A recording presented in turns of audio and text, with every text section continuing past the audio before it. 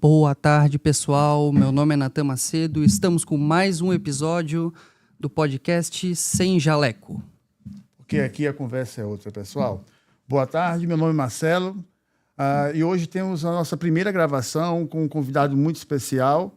E eu acredito que ninguém melhor para fazer parte desse nosso primeiro programa, dessa nossa primeira gravação, do que essa pessoa que nos representa no Estado. Ele é formado em fisioterapia pela UDESC, lá em 2007. Também formado pela Universidade de Liege, na Bélgica. E atualmente trabalha como fisioterapeuta da Assembleia do Estado de Santa Catarina. E ele também é presidente do nosso Conselho Regional de Fisioterapia, o CREFITO 10. É o nosso doutor André Cruz. Doutor, muito obrigado por ter vindo. É um prazer tê-lo aqui conosco. Espero que essa conversa seja muito legal e que possa difundir ainda mais o projeto do CREFITO, as suas ações e do seu governo. Bem-vindo. Muito obrigado, pessoal. É sempre um prazer imenso poder estar junto com vocês.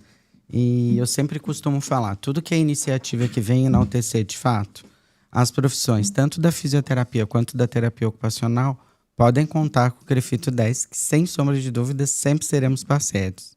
E aí, com base nisso, temos uma primeira pergunta que normalmente a gente sempre discute em grupos de suas áreas de trabalho.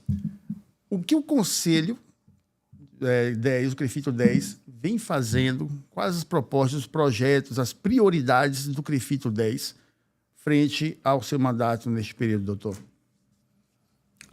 Inicialmente, eu acho que é sempre muito importante ressaltar que os conselhos regionais e os conselhos federais são autarquias públicas federais, criadas por lei, que têm atribuições muito claras em suas atividades finalísticas, que são exatamente a regulamentação da profissão, que compete ao Conselho Federal, a fiscalização da prática profissional na sua circunscrição, e aí sim uma atribuição do regional.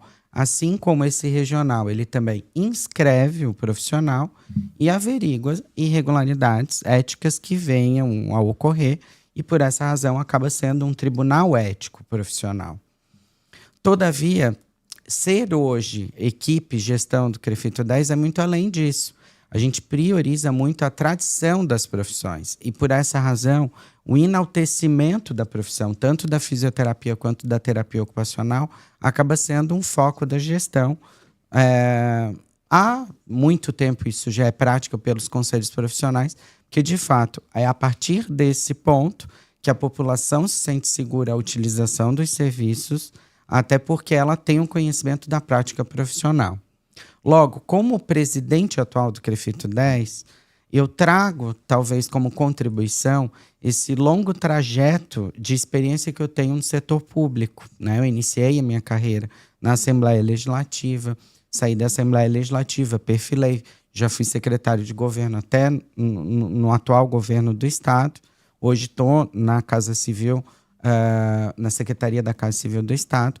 Então, eu trago comigo um arcabouço, digamos, de conhecimento administrativo no setor público bastante robusto, e essa é, talvez, uma das contribuições que eu quero deixar na gestão do CREFITO 10 como um legado, digamos, para as profissões aí a longo prazo. Acho, e ousaria dizer que talvez nunca o CREFITO 10 esteve tão próximo do governo do Estado de Santa Catarina, até pelo fato de eu também estar dentro do governo. Logo, isso acaba sendo muito positivo, porque ações estratégicas e implementação de serviços, programas, a visibilidade das duas profissões está no radar do governo, porque eu estou dentro do governo e tenho essa capilaridade para poder estar falando com os secretários de Estado, com os representantes da sociedade em geral, né? Então, acredito que esse seria propósitos que nós temos. E a estruturação de projetos, ou seja, a gente passa por um processo de reorganização dentro do Conselho, porque muitas das nossas práticas que sempre foram realizadas com grande intensidade, com grande vontade, de fato, vislumbrando esse crescimento profissional. Mas a gente precisava, talvez, organizar as caixinhas que é o que eu falo, é dar um passo além daquele que já vinha sendo desenvolvido. Não que nós não estávamos fazendo corretamente, não, nós estávamos, mas nós precisávamos reorganizar para talvez nós melhorar os nossos indicadores e, de fato, os nossos objetivos. Então, eu peguei muitas das ideias que já eram desenvolvidas e começamos a implementar os programas institucionais. Já tivemos 5 programas institucionais implementados. Cito entre eles o Crefito Jovem, o Articula, que tem propósitos diferentes, o Regulariza, o Outorga levado a sério. E, deixa eu pensar aqui, o Avança Terapia Ocupacional, que talvez seja um dos que mais resultados nós tivemos nesses praticamente 5, 6 meses de implementação. Além disso, a gente também passou por todo um arcabouço de reforma administrativa para poder fazer essa segunda etapa, né, da implementação dos programas e depois, num terceiro momento, começar a colher os frutos, que foi toda uma reforma administrativa com a emissão, a aprovação e a edição de um novo regimento interno, implementação do plano de cargos e salários, implementação de funções gratificadas e cargos em comissão, inclusive estimulando os nossos colaboradores, nossos funcionários, a desenvolverem um trabalho de excelência, porque quando estimulado, certamente, isso acaba tendo um resultado muito positivo aí para todos, né?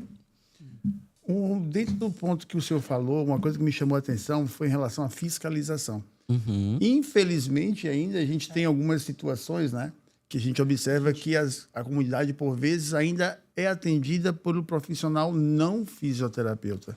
Dentro dessa questão, como o Crefito intervém, qual o conselho o senhor poderia dar para as clínicas, consultórios ou profissionais em geral que, porventura, venham a ter qualquer tipo de comprometimento ou atuação antiética? Como eu bem disse, uma das nossas principais, se não a principal atribuição, atividade finalística do Conselho é a fiscalização, né?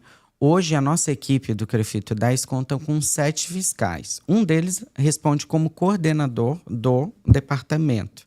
A gente prioriza exatamente que seja um funcionário de carreira e que esse setor especificamente não tenha interferência nenhuma da gestão. Ele, né, funciona de forma própria, entre eles até questão de fiscalização, a gente não tem como intervir nesse processo. Então, hoje a gente tem um canal de denúncias que o profissional pode entrar lá na página do Conselho, prestar uma denúncia e fazer essa denúncia. Ontem mesmo, eu estava fazendo um relatório anual de gestão do ano de 2025. E estava vendo ali que no ano de 2025, esse dado é um dado preciso que eu escrevi há poucos dias. Foram 269 denúncias efetivadas junto aos nossos canais de comunicação.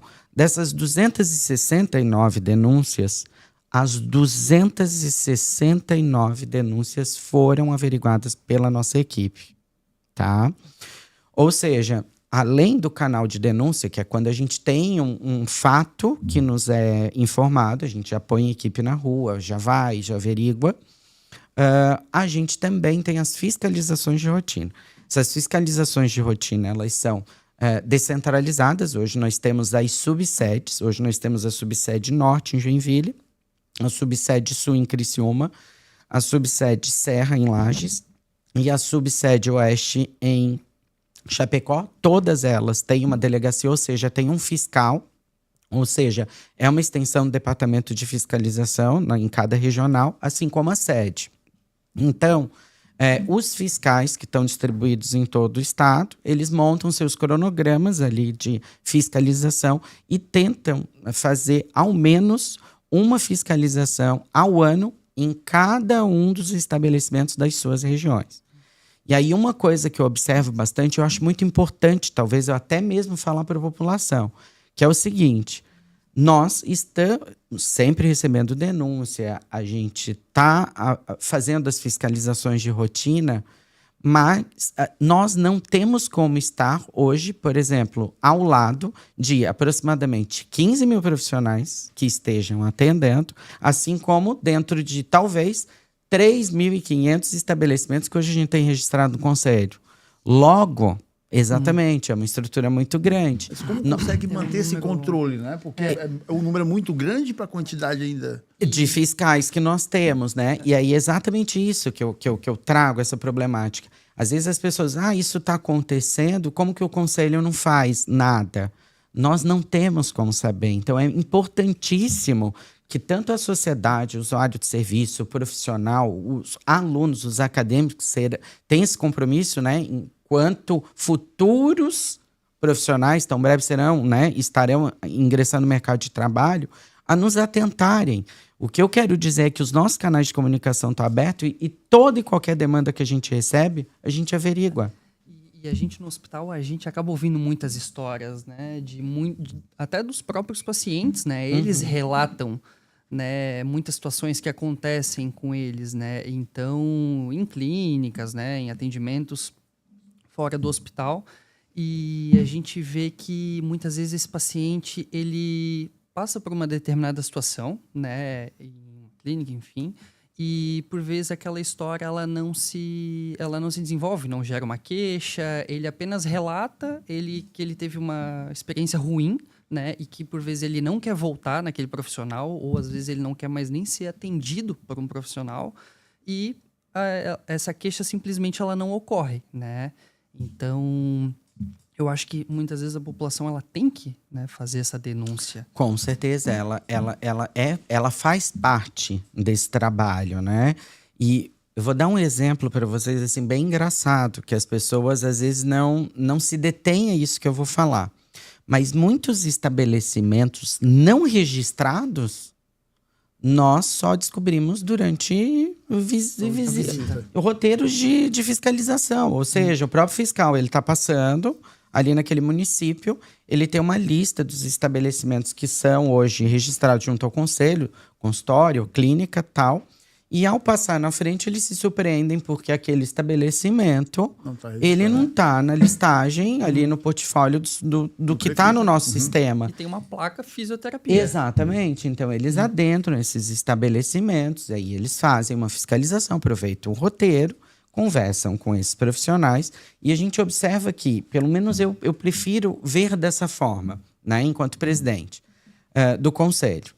A gente parte do pressuposto que é o desconhecimento. Então, hoje nós estamos fazendo um trabalho muito forte nesse sentido, um programa outorga levado a sério, levando as instruções aos novos profissionais de como proceder, dentro das universidades com o CREFITO Jovem, porque a gente observa muitas vezes na própria abordagem que o profissional ele está cometendo um delito que é passível, logicamente, de correção, né?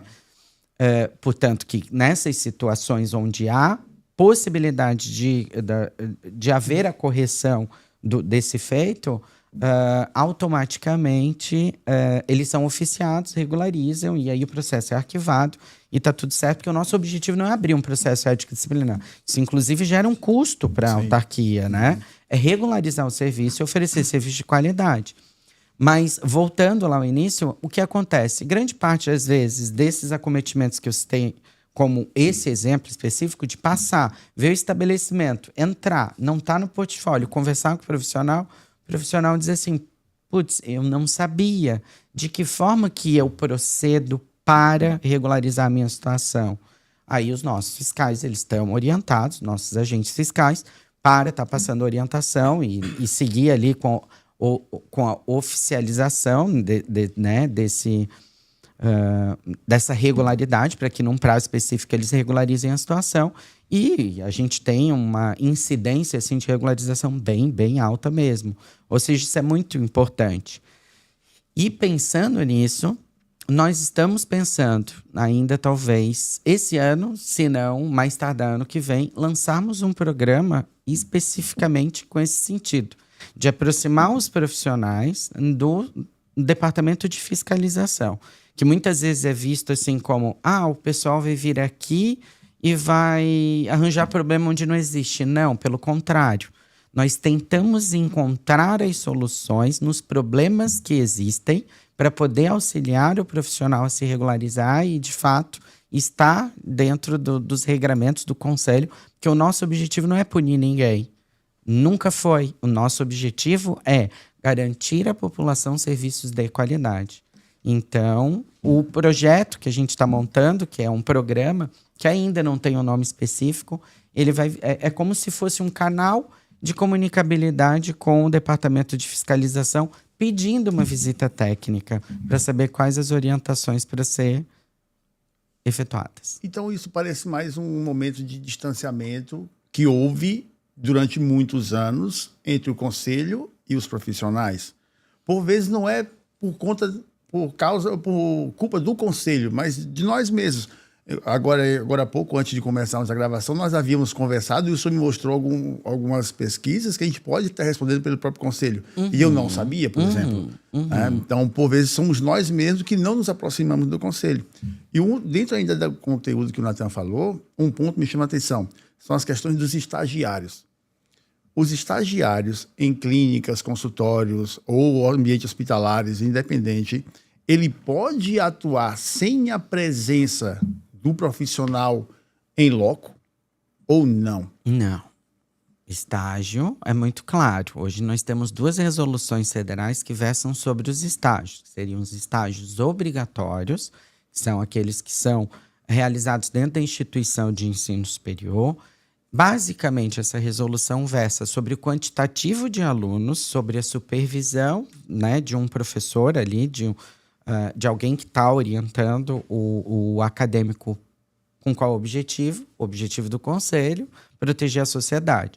Então, vamos dar um exemplo fictício aqui. Imagina um professor dentro de uma unidade de terapia intensiva direcionando ou dirigindo 20 alunos. Isso não é garantia nenhuma de qualidade, né? Então, oferece risco ao usuário do serviço. Nesse sentido, as resoluções federais, elas foram construídas pensando com esse propósito, né? Oferecer essa segurança ao usuário do serviço. Então, hoje nós temos os estágios obrigatórios, uma resolução que versa sobre o quantitativo de alunos para cada professor, supervisor ali do estágio, né, preceptor. E nós temos também o campo dos estágios não obrigatórios, que é realizado fora da instituição de ensino superior e existe um regramento muito claro. Acho que os 3 pontos aqui específicos estar regularmente matriculado na instituição de ensino superior, além de estar regularmente matriculado, tem que ter terminado todas as disciplinas teórico-práticas inerentes àquela área de atuação que ele vai ter lá no seu estágio não obrigatório. Estar cursando os estágios obrigatórios também dentro da instituição de ensino superior e estar no último ou no penúltimo ano da sua formação lá na universidade. E aí aqui eu atento uma coisa que eu considero muito importante. Como é importante a universidade, ela está junto do conselho de classe. Eu costumo dizer assim, a universidade ela forma profissionais autônomos liberais, né?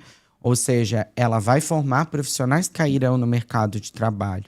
Tão breve essa aproximação ocorra, melhor será a qualidade dos nossos profissionais no mercado de trabalho. Por qual razão? Aí sim, de fato, a universidade vai estar assumindo esse seu protagonismo, esse seu papel de preparar profissionais para o mercado de trabalho, né? Então, hoje eu observo, por exemplo, assim, algumas universidades construíram seus gradis curriculares não pensando na própria resolução dos estágios obrigatórios, dos estágios não obrigatórios. Então, chega lá no penúltimo ano, vamos colocar na 7ª fase, tem estágio. Aí na 8ª não tem. Aí quando chega na 9ª, na 10ª, volta a ter. Isso acaba sendo um problema para o acadêmico quando ele entra, por exemplo, na 8ª fase, porque ele não preenche um pré-requisito que a resolução federal versa sobre isso. Se de fato a universidade estivesse em consonância com o conselho, nessa construção conjunta, talvez isso não estaria acontecendo. Então, assim, é muito importante essa aproximação. Essa é uma das bandeiras que nós temos. Falo enquanto gestor do CREFITO 10, hoje como a figura do presidente. O nosso colegiado visa muito essa aproximação. Nós vamos ter um meeting agora em maio. E o meeting, nós vamos fazer encontro dos docentes, o encontro dos coordenadores, o encontro dos discentes, dos acadêmicos, inclusive para eleger delegados universitários, conselheiros jovens. Exatamente priorizando o quê? Uma aproximação com os centros formadores, porque se nós queremos mudar o futuro da fisioterapia e da terapia ocupacional, com certeza absoluta, a universidade é parte fundamental nisso. Mas ela não pode esquecer que ela forma profissionais. E aí, ela cuida e zela pelos seus alunos. Tão breve, quem cuidará e zelará seremos nós, o conselho de classe. Então, se não houver essa união entre essas duas frentes fundamentais para a consolidação profissional, infelizmente, nós estaremos sendo falhos. E, porventura, em alguma clínica, algum consultório, um paciente, ele for atendido por um estagiário e que o profissional não se encontre no local, qual deve ser a conduta deste paciente? A conduta do paciente é: nos procure, né? Entre em contato com o conselho através dos nossos canais de denúncia e, de fato, denuncie esse feito, porque, de fato, isso não pode ser realizado. Todo estágio ele tem que ser supervisionado, tem que ter um profissional acompanhando o acadêmico, o aluno ali, o estudante que está em formação, porque o propósito do estágio é exatamente adquirir conhecimento, né? Não é atuar profissionalmente, ele ainda não é um profissional. Ou seja, ele não pode suprir o mercado de trabalho. Existem profissionais formados que, inclusive, estão esperando por uma oportunidade para iniciar suas atividades laborais, mas que, infelizmente, às vezes acabam não, porque um estagiário está suprindo uma vaga. Sim. E isso não é o correto, né? Então, assim, primeiramente, né, informar. O cidadão pode entrar em contato conosco, nos informar. É importante isso. Nós temos telefone, nós temos ali o nosso canal de denúncia, está na página do conselho, né? E eu também atento ao acadêmico. Assim, ao acadêmico, o custo é muito alto. Para o profissional, se porventura houver qualquer, né, vamos dizer, ato flagrante, o profissional responderá junto ao conselho pela facilitação do exercício legal da profissão por um leigo. Todavia, o acadêmico, ele não está inscrito no conselho, ou seja, ele nem responderá ao conselho. Ele vai ter que responder direto para a polícia por descumprimento de uma lei que é a lei da contravenção penal do exercício legal de uma profissão. Isso é gravíssimo, isso é uma marca muito grande, uma mancha muito grande ao aluno que muitas vezes, no seu anseio, antecipa coisa de 6 meses antes de entrar no mercado de trabalho, correndo um risco muito alto. E, doutor André, isso acontece? Infelizmente, eu gostaria de dizer que não, mas acontece bastante. A gente vê que acaba tendo essa confusão entre a atuação profissional e adquirir conhecimento. E no final as duas coisas acabam se entrelaçando. E aí aquele estagiário ele já está ali não só para adquirir conhecimento, né, mas também já nessa atuação profissional. E isso é uma coisa que a gente sempre prioriza com os estagiários, né? Adquirir conhecimento. Eles estão ali para aprender, para viver aquilo, né? Respirar o ar que a gente respira, beber daquela água que a gente bebe, vivenciar todas as situações. E a gente vê que em muitos desses cenários, essas duas situações acabam entrando em conflito entre a atuação e o ensino, né? E isso é muito perigoso. Isso é muito perigoso para o paciente, né? Eu costumo falar assim que, por incrível que pareça, parece ontem que eu saí da universidade, faz bastante tempo. Mas parece que foi ontem. E essa sensação que o aluno sente, eu me lembro bem qual é. Porque é uma sensação boa. É uma sensação que a gente não... na verdade, é um anseio tão grande de entrar no mercado de trabalho que me vem aqui aquela sensação como uma sensação agradável de sentir. Mas com muito mais maturidade, hoje com 20 anos de profissão e tendo o conhecimento do risco, ainda mais hoje estando dentro do conselho como presidente, se eu pudesse hoje voltar no tempo e, né, eu escutaria talvez a experiência dos mais velhos que naquela época a gente acaba não ouvindo. A minha dica é: não se arrisque que o preço pode ser muito alto. E isso a gente não pode fingir não ver. Porque também é uma coisa bem interessante de ser dita aqui. As pessoas acham que talvez, se eu telefonar para o conselho, ele é composto por fisioterapeutas, são colegas meus, tal, dá um jeito. Não, isso a gente não pode. Da mesma forma que nós fiscalizamos os estabelecimentos que hoje oferecem serviços de fisioterapia, terapia ocupacional, assim como também os profissionais na sua exação profissional, porque a nossa atribuição legal, nós também somos fiscalizados por órgãos de controle. Então, nós temos um Tribunal de Contas da União, a gente tem um Ministério Público Federal, a gente tem um Ministério Público do Trabalho, que sempre que é feita uma denúncia ou se uma notícia fato nos chega, nós também somos cobrados de quais foram as tratativas que nós demos ou qual é o desenlace dessa situação, porque nós também somos fiscalizados. E aí, às vezes, os profissionais não entendem, porque acham que, como a gente é profissional, a gente também... não, eles podem ajudar a gente. Não. Nós, enquanto gestão, também temos a nossa atribuição legal e somos fiscalizados como nós fiscalizamos os demais. Então, é fundamental os profissionais entenderem que quando a gente toma conhecimento de um fato, a inércia não é permitida. Obrigatoriamente, nós temos que tomar uma providência a respeito do feito.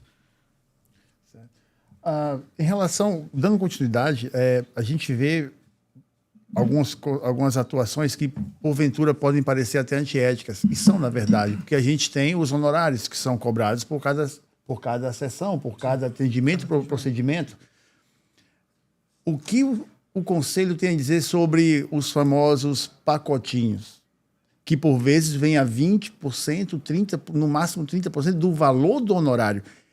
Isso pode ser um desconhecimento, não sei o que é que o Natan pensa sobre isso, e o senhor, ou até mesmo uma sobrecarga de profissionais em uma determinada área da profissão. Só para ficar um pouquinho mais claro, tu diz os pacotes promocionais de atendimento fisioterápico. Isso. Ou procedimentos que são vendidos, procedimento X tal valor, procedimento Y tal valor, e aí acaba fazendo o famoso pacotão, né? Ou combo. Vamos lá. Vamos colocar os pacotes promocionais. É um tema interessante até de falar. 20 sessões tanto. Se você fizer uma, você paga 100. Se você comprar 10, você paga 90. Ainda é um pacote de 900. Eu costumo falar assim, o fisioterapeuta ele não pode esquecer que ele é um profissional de primeiro contato. Ou seja, profissional de primeiro contato, a definição básica que todo mundo tem que entender. Ele é um profissional que não precisa passar por nenhum outro. Ele pode entrar dentro da rede, dentro da saúde, iniciar o seu tratamento com o próprio fisioterapeuta. Por isso que ele é um profissional de primeiro contato. Ele não é técnico. Não será um outro profissional que encaminhará para ele. Ele é um profissional que pode iniciar o atendimento. Qualquer cidadão pode procurar um fisioterapeuta ou um terapeuta ocupacional diretamente para iniciar. Sem antes passar por um outro profissional. Sem antes passar. Até porque ele vai dar um diagnóstico, ele tem um plano de tratamento, ele vai dar um prognóstico fisioterapêutico. Exato. Aí a gente vai seguindo a lógica. É bem essa mesmo, Natan. Então, o que acontece? Por ser um profissional de primeiro contato, hoje, o fisioterapeuta ou o terapeuta ocupacional, eles têm, primeiramente, capacidade de diagnosticar, realizar exames complementares, também, se assim eles se sentirem aptos. Hoje nós temos ultrassom sendo guiados aí por fisioterapeutas, tem procedimentos específicos, testes que hoje a fisioterapia já faz para diagnosticar determinados disfunções cinético-funcionais, que é o diagnóstico do fisioterapeuta, no caso, aqui dando esse exemplo específico da fisioterapia, e, logicamente, prescrevemos um tratamento, implementamos um tratamento, cada vinda do paciente, aí é que é a lógica da ideia. Cada retorno do paciente é uma reavaliação, para a gente saber se ele prosseguirá ou não com o tratamento. Ou seja, é uma coisa muito louca, porque a gente não para pensar. Eu vou falar uma coisa que talvez vocês não tenham pensado. Mas durante muito tempo, e isso até na minha própria formação, ficou instituído que a fisioterapia é sempre 10 sessões, podendo ser mais 10. É um múltiplo de 10. Então, assim, 10 mais 10. Aí a gente passava pelos estágios. Lá na universidade, quando a gente estava nas aulas práticas também, o professor dizia assim, ó, chama, que a nossa, como eu estudei na UDESC, que era, naquela época, nós éramos credenciados ao Sistema Único de Saúde, então, puxávamos os atendimentos da rede, 10 sessões mais 10. Deu, terminou, chama o próximo. Ele volta para a lista. Mas desde aquela época, eu nunca entendi por que 10. De onde é que vem esse 10? Também E não aí faço a depois menor eu comecei a fazer uma autorreflexão. Esse 10 vem das guias dos planos de saúde. Que já tem, inclusive, espacinho ali para assinar 10. Ou seja, a fisioterapia não criou, ela copiou dos outros que fizeram equivocadamente algo que ela deveria ser, talvez, a maior crítica nesse contexto de aceitar isso. Aceitou isso aí. Ela aceitou isso como uma verdade. Mas vou dar um exemplo para vocês. Por exemplo, uma das áreas de atuação muito eficaz da fisioterapia é a osteopatia ou a quiropraxia, que são técnicas bem conhecidas de reposicionamento vertebral. Aí o paciente está com uma lombalgia extremamente aguda, ele vai num tratamento com um fisioterapeuta, em uma sessão ele faz ali as manobras em thrust, faz o reposicionamento vertebral, como assim a osteopatia diz, vai para casa, passa super bem, volta para uma segunda sessão, faz mais, né? Alguns exercícios, se encontra bem. Em 2 sessões, de fato, ele está apto. Ele estaria penitenciado a fazer mais 8? Não é necessário. Não. Gasto desnecessário. Exatamente. Por esta razão, voltando lá à pergunta inicial, hoje os pacotes, eles são vistos pelo Conselho como uma infração.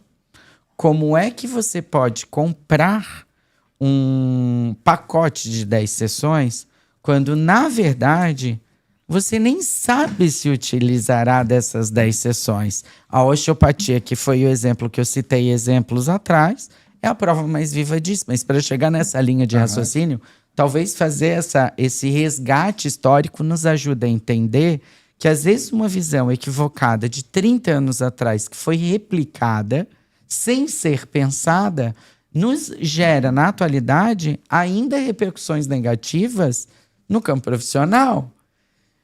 Se o profissional oferece um pacote de 10 sessões, ele talvez ainda acredita que o múltiplo de 10 é o correto.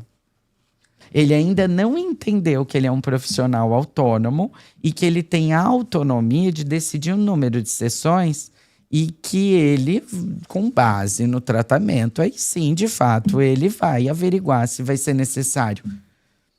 Um número ímpar pode ser um número primo, pode ser um múltiplo de número primo, pode ser qualquer número. Até porque, na verdade, o paciente está pagando por algo que ele ainda não recebeu. Exato. Muitas vezes ele está pagando 10 sessões, ele não fez 10 sessões, não se sabe se ele vai precisar de 10 sessões ou mais. Não. E já se vendeu um produto, que são 10 atendimentos. Exato. E talvez com 5, com 6, já vai se resolver, e aí os outros 4. Exato. Vai ficar de crédito, vai ser feito ali, muitas vezes, qualquer coisa, né? Ou vai ser atendido ali o paciente sem ter uma causa em específico, com um problema base já resolvido, né? E a gente vê que tem algumas especialidades, tu comentou da osteopatia e da quiropraxia, que isso já está bem alinhado. A gente vê, eu tenho alguns colegas dessas áreas e a gente vê que isso está muito bem alinhado. O paciente ele chega com uma queixa, ele é atendido pelo profissional, é resolvido ali a queixa principal, e aí o paciente ganha alta e vida que segue, depois ele retorna. Eu acho que a alta complexidade também. A alta complexidade, quando a gente vai para o ambiente hospitalar, também isso é muito bom, porque existem os protocolos. Os protocolos hospitalares, hoje, dos atendimentos, eles meio que pré-definem qual é o andamento do paciente. Então, se fizer esse procedimento e o paciente em 24 horas responder dessa forma, então ele vai por esse caminho. Se ele não responder, ele vai por esse outro. E aí, mais ou menos, mesmo assim, não é uma precisão cirúrgica, se tem um traçado, né, essa protocolização dos serviços hospitalares fisioterápicos, ela é muito precisa nesse sentido de prognosticar um paciente em seu tratamento. Mesmo assim, requer reavaliação, porque somos um profissional de primeiro contato, logicamente de nível superior e responsável por qualquer acometimento que qualquer paciente venha a sofrer, sob nossa responsabilidade. Daí, né, a importância de a gente estar vigilante durante o atendimento, mas cada atendimento é uma reavaliação, isso pode ser mudado, ser muito volátil, né? Então, eu acho que essa questão, por exemplo, do pacotinho aí, pacote de 10 sessões, compre 5 e ganhe mais 5, tudo meio que vai de encontro a essa lógica, para mim é muito clara, e eu fico triste quando eu falo do profissional que faz isso, porque talvez, e aí eu vou falar da mesma forma que eu falo da fiscalização, do cara que, por exemplo, foi lá e abriu um estabelecimento e não sabia que tinha que fazer o registro junto ao conselho. Isso é um desconhecimento. Eu também vou falar desse profissional, né? Esse profissional, talvez, que faz um pacote de 10, ele ainda não entendeu quem ele é. E esse profissional que, porventura, como o senhor acabou de dizer, que ele abre o consultório dele, o que o CREFITO tem como embasar ou fomentar ou estimular esse profissional ao abrir o seu comércio, a sua clínica ou consultório? Existe alguma ação que o CREFITO possa fazer caso esse profissional entre em contato? Tá, vamos lá. Pois então, nosso papel é inscrever o profissional, regulamentar o serviço. A partir do momento que a gente regulamenta o serviço, é por uma prática lógica. Nós nos aproximamos desse estabelecimento e nós nos mantemos vigilantes para que, de fato, esse estabelecimento ele seja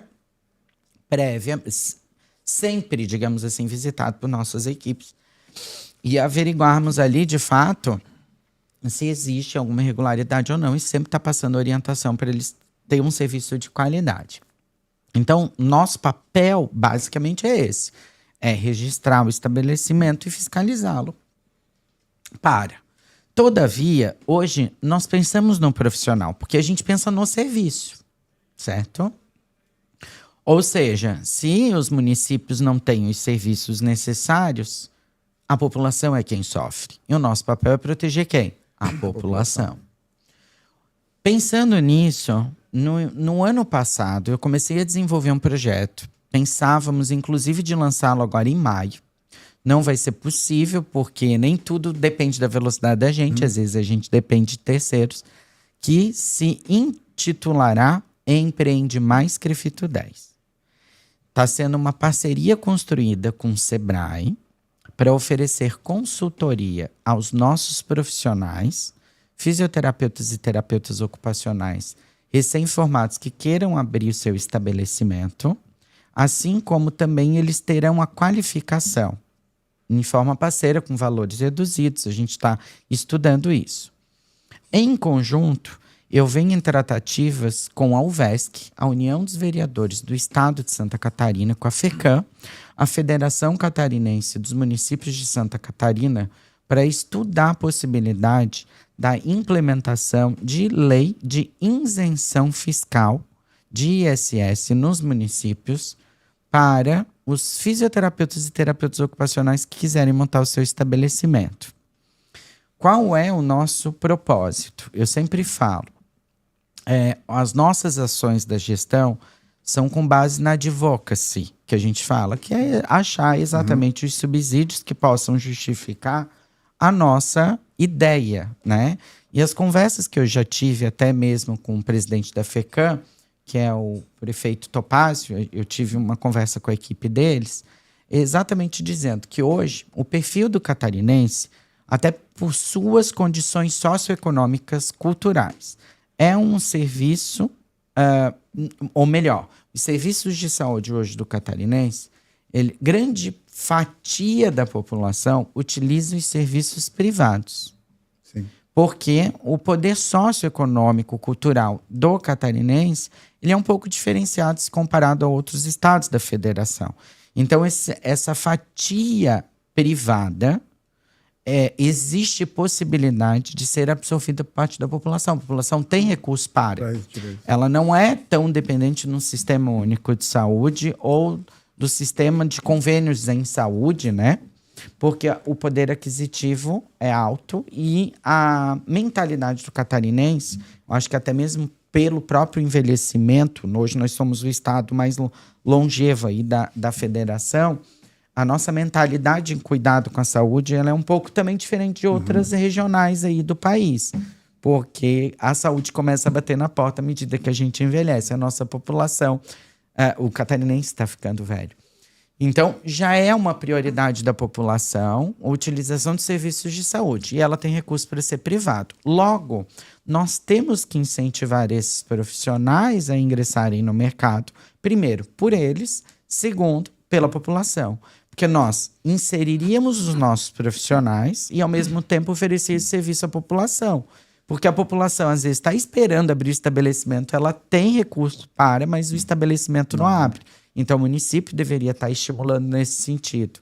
E aí, essa proposta é meio que interiorizar os serviços de fisioterapia e terapia ocupacional, porque pequenos municípios do interior do estado ainda não têm o serviço.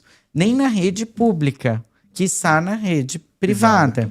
Então, por que não começar pela rede privada, criar a demanda para o município depois verificar a importância e aí sim abrir um concurso público e chamar um profissional para complementar na rede?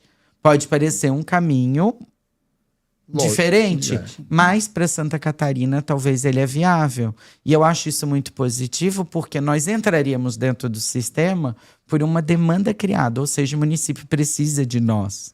Ele não estará abrindo concurso público porque ele tem que abrir.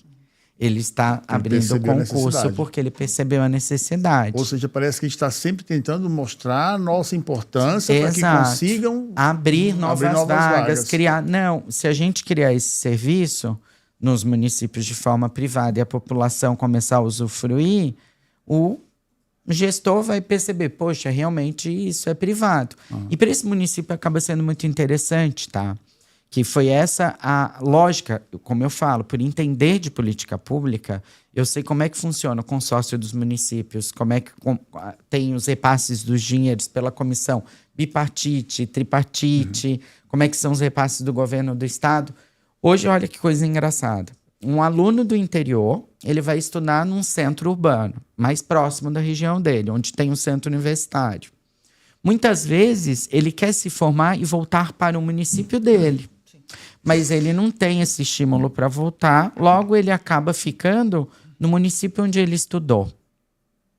E aí ele começa a trabalhar e gerar ISS para o município onde ele estudou, não para o município dele. E aí olha que coisa engraçada, o município dele fica sem um serviço. E aí o município dele tem que pegar o cidadão, enfiar dentro de um carro e trazer para o município onde ele estudou, para ser atendido e ainda pagar para o município esse serviço que ele não tem no município dele, que ele tem que pagar para o outro. Por que não estimular esse aluno ou esse cidadão a voltar ao seu município, incentivá-lo com isenção de ISS, para ele montar um estabelecimento para oferecer esse serviço, e tu ainda pode contratualizar ele, ou seja, tu atende os teus munícipes ali com ele. Ou seja, o ISS vai ser gerado num segundo momento para teu próprio município e tu não vai pagar o outro município. Mantendo esse valor no próprio município. Tu deixa o recurso no teu município e tu gira a economia local. Porque o cara, tipo assim, ó, o cara que vai na fisioterapia ou que vai na terapia ocupacional, ele sai dali, ele vai tomar um cafezinho na lancheria do lado, ele já aproveita e passa no centro, abastece o carro, ele vai na farmácia comprar sei lá, algum remédio, alguma pomada ou alguma fita específica que o fisioterapeuta ou que o terapeuta ocupacional indicou, dando exemplos aqui práticos, né? E aí ele já passa na loja. Então, assim, a princípio eu tô abdicando de ISS. Sim, mas tu tá tendo um retorno positivo porque ele tá girando a economia local, entende? Mas esse profissional, por vezes, ele sai do município, além da oportunidade do reconhecimento, por vezes, da gestão do município, o próprio valor que é pago. E aí, por isso, teve até a questão. Existe essa discrepância de valor entre municípios, né? A gente sai daqui de Brusque, vai para outra cidade, muitas vezes até não muito longe, e a gente vê que o valor do atendimento muda consideravelmente. Que é cobrado os valores são muito heterogêneos. Né? Até de estado por estado, ainda mais ainda. Sim, exatamente.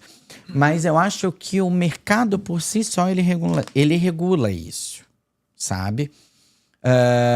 Quando a gente fala, assim, por exemplo, cidades de interior, elas têm realidades diferentes dos grandes centros urbanos. A partir do momento que tu não tem um serviço, o serviço é novo, ele vem muito discrepante. À medida que aquele serviço começa a entrar num padrão, digamos assim, de equilíbrio, adquire-se um preço padrão. A tendência é o bloco subir. Então, a situação, o mercado por si só, ele acaba regulando isso. Quando o serviço é novo, tem essa discrepância. Então, acho que a gente passa por um processo de regulação de valores, até dentro da própria fisioterapia, da terapia ocupacional, né? Porque, assim, a gente está formando, a gente está tendo uma curva descendente ainda. A gente tem regiões desassistidas e regiões que são super assistidas, ou seja, tem muitos profissionais, tem outras que não têm profissional. Isso tudo afeta preço. A banana é assim, pouca banana, banana cara, muita banana, banana barata. Então, isso é um fator, mas tem um outro fator que eu chamo a atenção aqui, tá? E eu uso esse exemplo quando eu fui presidente de um projeto que eu tinha montado, que era o projeto Crefito Jovem, que hoje eu instituí, elevei ele à condição de programa, que é o seguinte: a desunião profissional também nos leva a isso. Que é algo que ninguém para pensar. E a nossa desunião, ela é tão grande que nós não temos sindicato. Vou dar um exemplo. Nós não temos sindicatos de fisioterapeutas no estado de Santa Catarina ou nos municípios que eu saiba. Por que nós não temos sindicatos? Porque nós não somos politizados, ou seja, nós temos medo de ocupar esses espaços, que eu não vejo medo nisso. Porque na política é o seguinte: ou você aceita, e aí não pode reclamar, ou você se arrisca, se envolve, e aí sim você pode mudar. O fisioterapeuta, ele tem que entender que ele tem que ocupar esses espaços e que isso é importante para o crescimento da profissão. Eu vi, por exemplo, durante um período, outras profissões da saúde se apropriar de vacâncias em gestão que ocorreram e passar a ter ouvido dentro dos grandes estabelecimentos que oferecem serviços de saúde. Vou dar um exemplo: a própria medicina. Né? A medicina se ausentou dos cargos de gestão, porque talvez a ela não era interessante naquele momento. Esses cargos foram ocupados por quem? Grande parte por enfermeiros.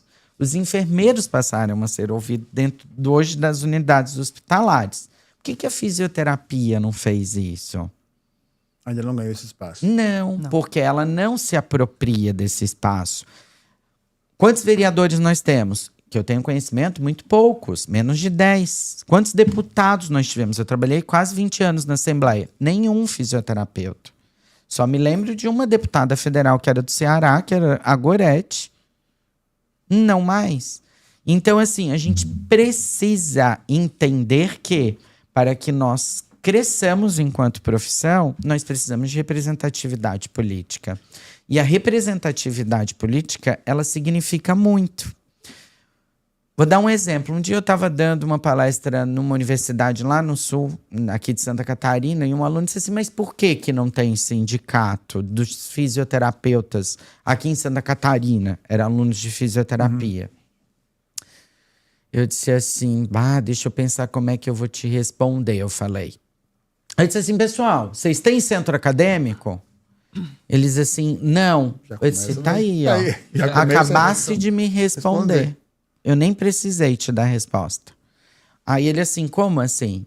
Eu disse: se vocês não são unidos aqui, quem dirá lá fora? No mercado de Hoje trabalho. nós estamos tendo esse problema Porque nós não sabemos nos unir enquanto profissionais. Mas seria- E aí isso vira uma briga no mercado de trabalho. Mas não tem como. não seria possível uma estimulação para a criação de associações municipais, depois regionais, e a partir daí começarmos? Porque existe não quero entrar no mérito de planos de saúde. É uma das questões de desunião.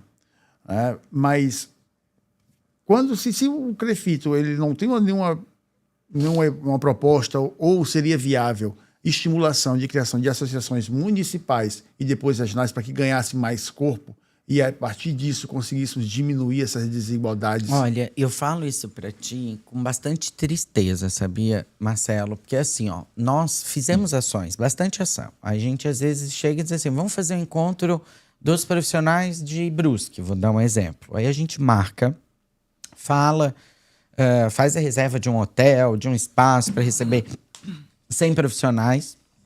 Quando chegar lá, sabe quantos vão? 3.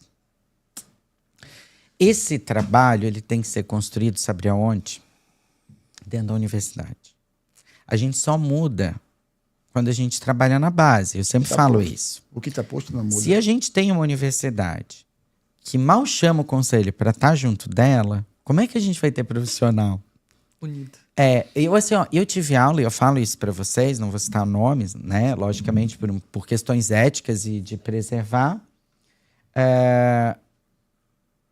Eu tive professores que diziam para mim, dentro da faculdade, desistam enquanto é tempo. Ouvi isso também, na UTI. Poxa, um professor, cara, o cara que estava me formando, estava me desestimulando dentro da minha própria universidade. Vou dar um outro exemplo. O conselho não faz nada. Eu escutei isso dentro da universidade. E hoje eu vejo assim, poxa, como é difícil ser presidente do conselho e tentar fazer esse reparo, porque o estrago foi feito durante muito tempo, cara. Então a gente tem que pensar que a gente é tudo a mesma espécie. A gente pode ter cor diferente. Um pode ser branco, outro pode ser negro, outro pode ser pardo. Mas nós somos todos da mesma espécie. Todos somos fisioterapeutas. Indiferente se eu estou na Casa Civil ou sou presidente do conselho em cargos de gestão, se eu tenho, por exemplo, o deputado tal que é fisioterapeuta, ou o vereador X que é fisioterapeuta, que bom, ou o professor, ou o aluno, ou o profissional. Todos somos fisioterapeutas. Enquanto nós não entendermos isso, a gente não vai conseguir.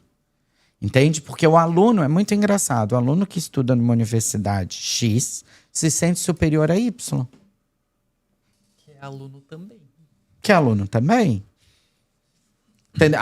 Tu é da universidade tal. Tá. Eu sou da universidade tal. Como se a universidade tal fosse melhor do que a X, fosse melhor do que a Y. Então, se já existe isso dentro da própria universidade, imagina o mercado de trabalho. Então, quando eu falo assim, o conselho une, nós estamos fazendo encontros docentes, encontros coordenadores e cursos, encontros discentes. Eu penso, por exemplo, no programa Outorga Levado a Sério, para fazer a preparação documental para os acadêmicos, ali, futuros profissionais, fazer uma reunião unificada com todos os alunos do estado inteiro da última fase. Para quê? Para que eles entendam que eles não são eles são mais um dentro de um grupo hoje de 15 mil profissionais que eles entrarão. E que se eles não forem unidos entre eles, aí está o problema da nossa profissão. E a gente vê que esse aluno, às vezes, ele se forma e adeus. Até nunca mais. Né? Esquece os colegas que se formaram com ele, esquece os professores, e aí não tem essa união. Não. Porque como é que tu vai ter uma associação se tu se forma e tu nunca mais vai ver os teus colegas que passaram 5 anos estudando contigo, teus professores. Então, assim, a associação, ela acabou ali. Ela não vai para frente. Eu costumo dizer que isso acontece dentro da graduação. Quando a gente inicia a primeira fase, todo mundo é bem envergonhado, não se conhece. Na segunda fase, vira uma amizade. Meu Deus, assim, são praticamente 40 siamesos. Se pudessem acordar juntos e irem dormir juntos, é festa, é todo mundo junto. Chega na quarta fase, começam as intrigas por causa dos trabalhos em grupos, que aí já não queria aquele fulano no meu grupo. Quando chega no final, todo mundo tá meio que se suportando. fingindo todos se darem bem, esperando ansiosamente para entrar no mercado de trabalho.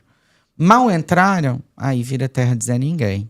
O meu objetivo não é estar bem, é ver o outro mal.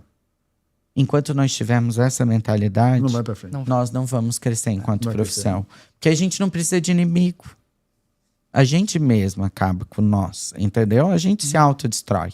E é isso que às vezes eu noto. A gente precisa ter uma mudança nesse paradigma e a universidade ela é fundamental nisso. Entendeu? Um pai e uma mãe só mantêm os filhos unidos com muita, entendeu? Disciplina. Porque quem tem filho sabe. É difícil, tem as intrigas, mas não interessa, não pode esquecer jamais que são todos irmãos. Se os nossos condutores, os nossos pais, não nos disserem isso ou não nos mostrarem isso, a gente vai sair. A gente não vai esperar a hora de sair, abrir a porteira e cada um toca o seu rumo. Ô, doutor, agora tirando o seu jaleco, tirando todo o peso que o jaleco teoricamente traz, qual seria a sua informação, a sua dica para os novos fisioterapeutas que estão entrando agora, referente ao mercado de trabalho e à ética profissional? Vamos lá. Eu acho que se hoje eu fosse dar uma dica aos profissionais fisioterapeutas e terapeutas ocupacionais que estão ingressando no mercado de trabalho primeiramente, parabéns por ter escolhido a profissão que vocês escolheram. Acho que a fisioterapia e a terapia ocupacional são profissões do futuro. Deixa só um pouquinho o microfone. São profissões do futuro, tá? Por qual razão que eu falo isso? Hoje muito se mudou o conceito, né, de saúde. Hoje não se fala só em saúde. A gente fala muito em qualidade de vida. E a fisioterapia e a terapia ocupacional estão muito bem inseridas nesse contexto. Porque elas vão além da saúde. Elas recuperam movimento, elas recuperam mobilidade, elas dão sentido à vida. Então, parabéns por ter escolhido as profissões e diria, não tenham medo, porque o mercado de trabalho é muito amplo.